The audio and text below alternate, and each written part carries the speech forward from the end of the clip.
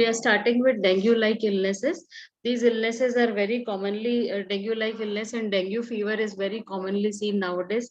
And if we are not alert for this, then patient may die because of dengue-like illnesses. So we'll go through the slides.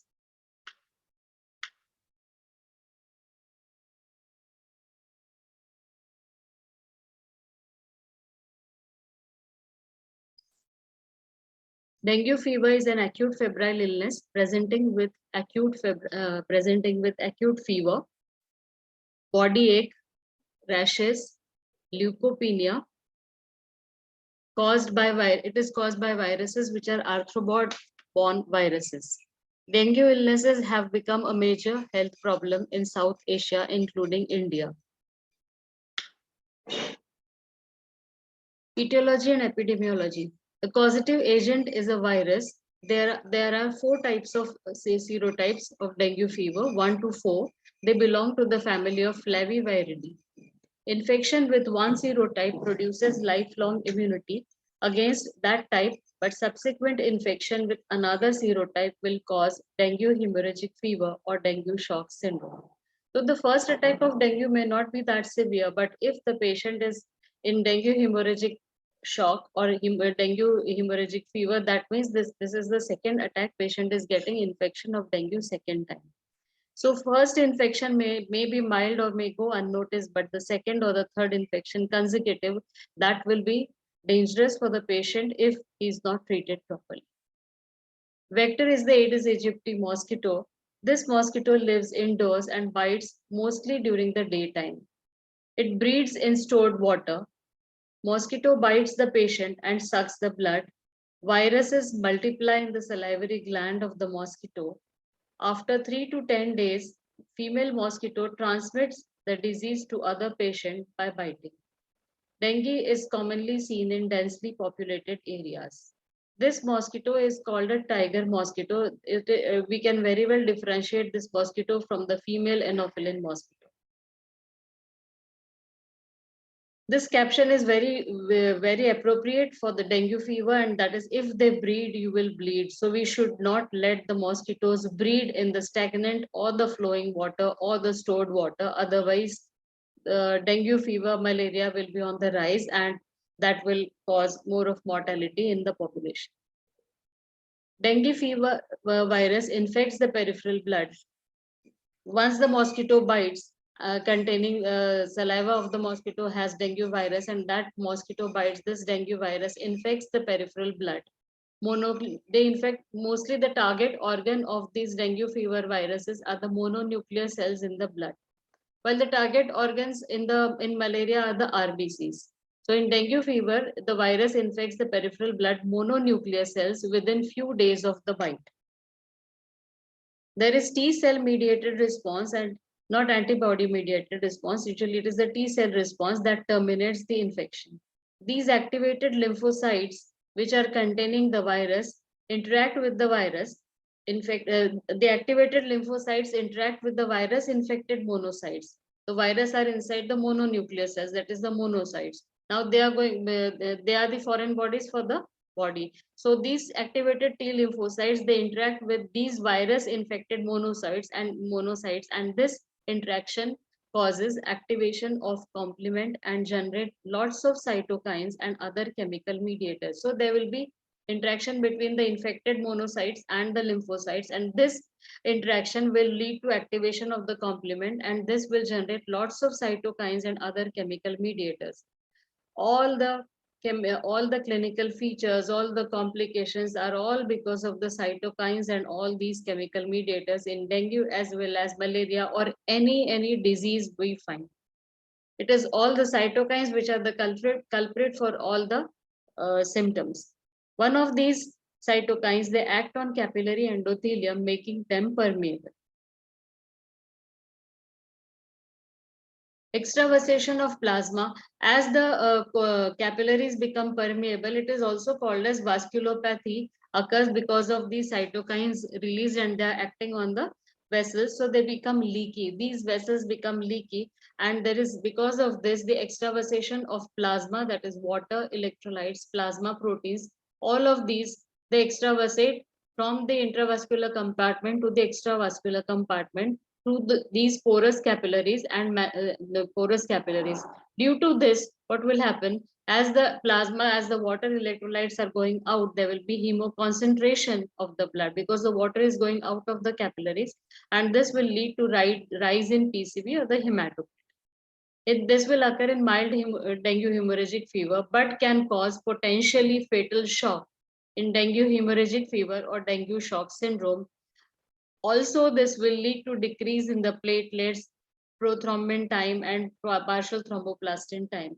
Partially, these cytokines and the viruses will also attack the coagulation pathway also, and they are also going to cause thrombocytopenia or thrombocytopenia. In a primary case, the IgM will increase in the initial period of defervescence and last till 2 weeks. Then comes the anti-dengue IgG. In secondary infection, it is the IgG which is dominant in the initial phase and IgM being low. So if anytime if we have IgG higher, that means it may be the second attack and IgM has already gone down. Clinical features of dengue fever, three variants or forms of dengue fever are present. Dengue fever, that is a benign one, maybe it's the first attack. Dengue hemorrhagic fever and dengue shock syndrome, these are the severe forms of dengue illness. The classical dengue fever incubation period is 2 to 7 days, which is short. Abrupt onset of high fever, severe headache, muscle joint pain, that is, it is also called the pain is so severe, muscle ache is so severe that it is called the breakbone fever, haddi tod bukhar. There is retroorbital pain, photophobia, backache. These are all the symptoms which can occur in any other fever, but it is of course that severe body ache is more common in dengue fever, but it can occur in other fevers also. There is a maculopapular rash on chest and back sometimes, and it mimics the rash of measles. So it looks like a measles rash, but measles rash starts from face and goes down. This rash is appearing at the same time on the face and the trunk. Extreme weakness, anorexia, constipation, these are the clinical findings routinely we get in dengue fever. This is the typical maculopapular rash on the whole trunk at the same time involving the trunk, face, and the limbs. Abdominal pain, facial flush, fever persists for is present. Fever persists for 2 to 7 days, maybe biphasic. It comes down by lysis and profuse sweating. Injected eyes, ear lobes, red skin, ear lobes are red, skin blanches on chest, cold extremities because the patient is going in shock, because the fluid is coming in the extravascular compartment, patient is having cold extremities, blotchy skin, measles-like look of face. Though eyes and throat are red, no secretions, that is no catarrh. This is the classical. Eyes may be red, but there will be no running of watering of the eyes, or there won't be any running of nose, so no catarrh. Epistaxis, vomiting, petechiae, gum bleeds, the positive tourniquet test, these are all seen in dengue fever. So we have to be alert for the petechiae and gum bleeds and epistaxis. If this is occurring, first suspicion should be dengue fever. Patient may recover in the simple dengue fever. But what are the danger signs of dengue infection which alerts us to go further for other investigations or to hospitalize the patient or to be alert for dengue shock syndrome or dengue hemorrhagic fever? These are the danger signs. If any of these are observed, please go immediately to the nearest hospital. One is bleeding, for example, red spots or patches on the skin, bleeding from nose or gums, vomiting blood, black colored stools, heavy menstruation or vaginal bleeding, frequent vomiting, severe abdominal pain, drowsiness or irritability, pale, cold or clammy skin, and difficulty in breathing. These are all the danger signs. Or if the patient is, of course, drowsiness, irritability, convulsions, patient is bleeding inside the brain, these are all the signs. If the CNS is affecting, we can also see, according to the organ wise, the 5-6 major organs of the body which are to be monitored, or which give the danger signs. One is the brain, that is the CNS. So we should be alert for drowsiness, irritability, behavioral problem, or patient is going into coma or convulsions. If we want to monitor the heart, we have to see for the capillary refill time. If it is going above 3, that means patient is going in shock. Blood pressure going down, that means patient is going in shock. Patient is having tachycardia, patient is going in shock. To monitor the respiratory system, we have to see for the respiratory rate. If the respiratory rate is going high, patient is having distress. Basal crepitations are there. That means the fluid is getting collected in the pleural space, and if the patient's saturation is not maintained, going into cyanosis, that means patient is having ART. To monitor the kidney, we have to see for the renal output, how much is the urine output, color of the urine, urea, creatinine, etc. To monitor the liver, we have to see for the size of the liver, if it is increasing, whether patient is having jaundice or patient is having bleeding from different sides because of coagulopathy. So we have to see for this. And last but not the least, we have to see whether the patient is means patient apart from these vitals, patient is getting ecchymotic patches or not. So these all are going to tell us whether the thrombocytopenia is increasing or the patient is going into coagulopathy. So these are all the vital organs to be monitored. Dengue hemorrhagic fever without shock, fever, body ache, epigastric discomfort, these are common. Right costal margin tenderness, circumoral cyanosis may be or may not be seen. Liver is palpable. Petechiae are seen. Easy bruisability. Weakness marked. Cold extremities because of plasma leak. This is due to vasculopathy. Majority of them recover, but we have to be alert for them. Some progress to dengue shock syndrome, that is dengue hemorrhagic fever with shock. This is due to excess plasma leak and reduced platelets. This is the typical picture. Patient is having epistaxis, is bleeding. From GI bleed is also there. That tube is containing blood, and even endotracheal tube is containing blood. So this is the very critical situation we have to manage vigorously. Clinical features of dengue shock syndrome: rapid pulse is there as the patient is in shock. Skin is cool, blotchy, narrow pulse pressure less than 20 millimeters, low blood pressure due to plasma leak, increased heart rate, basal rails, enlarged liver, ascites may be seen, pleural effusion due to massive leak, packed cell volume or the hematocrit will increase, and while the platelets will go down. 30 to 40% of the patient cases are fatal if untreated on time.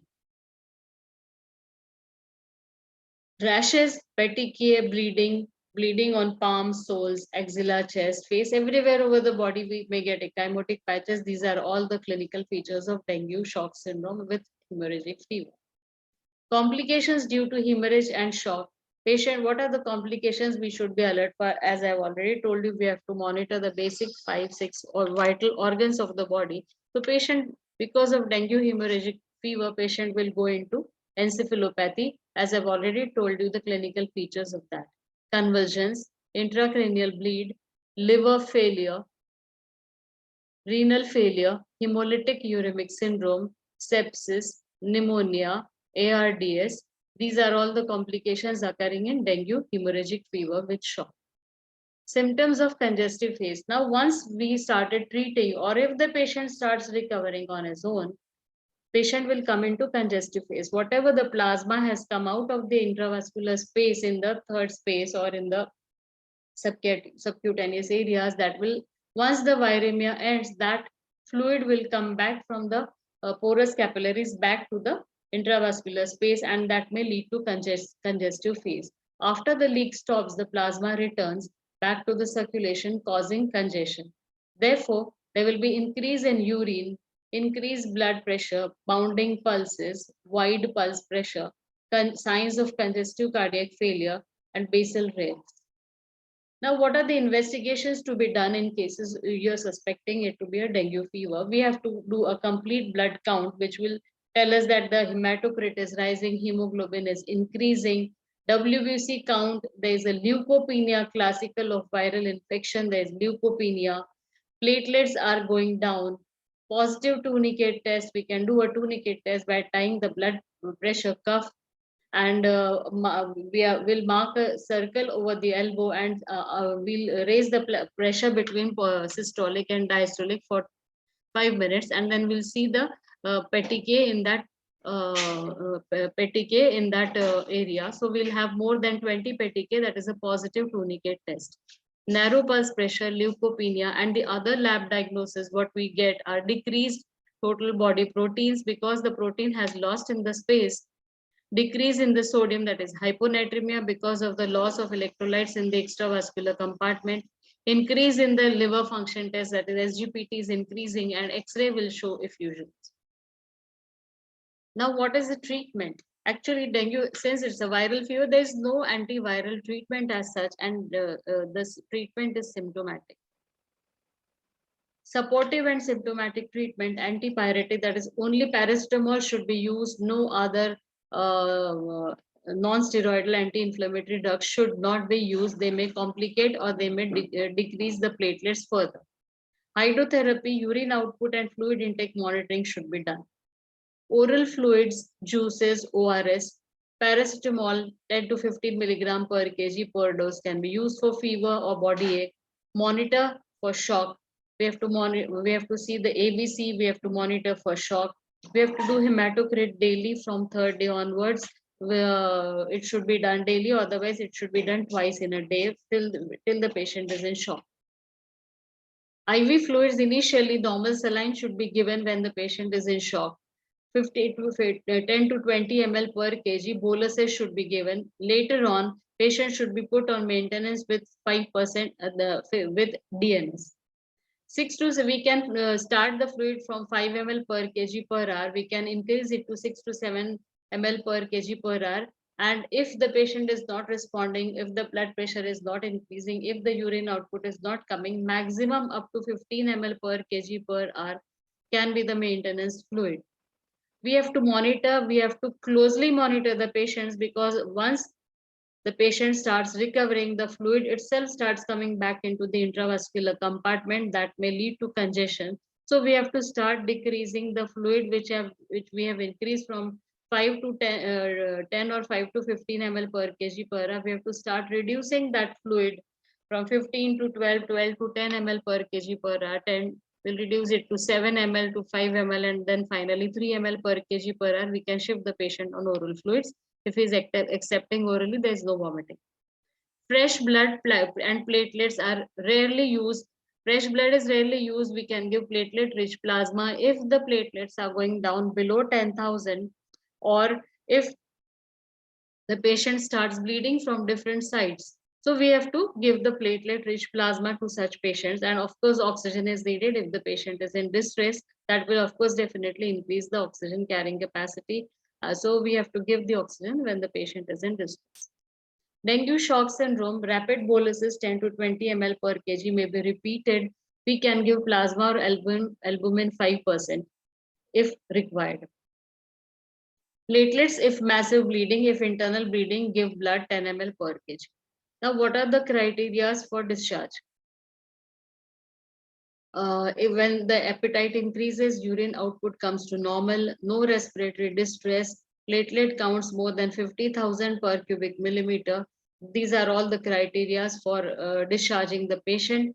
We have to still closely monitor the patient, but we can tell the patient to monitor for all the vital organs. We can tell them to see for cold extremities.